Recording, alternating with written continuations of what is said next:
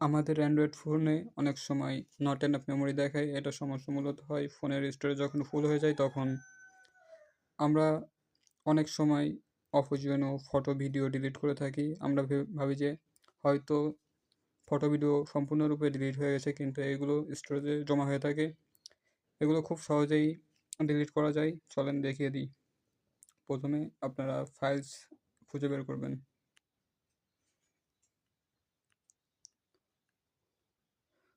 Files খুঁজে বের করে ক্লিক করবেন। তারপরে উপরে বাম পাশে থ্রি ডট মেনুতে ক্লিক করবেন। তারপরে এই বিন নামে অপশনে যাবেন, ক্লিক করবেন এখানে।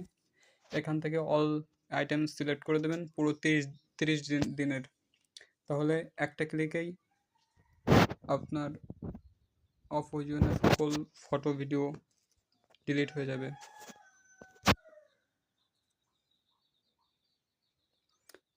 ঠিক এভাবেই আপনি আপনার অপ্রয়োজনীয় ফটো ভিডিও ডিলিট করতে পারবেন পার্মানেন্টলি।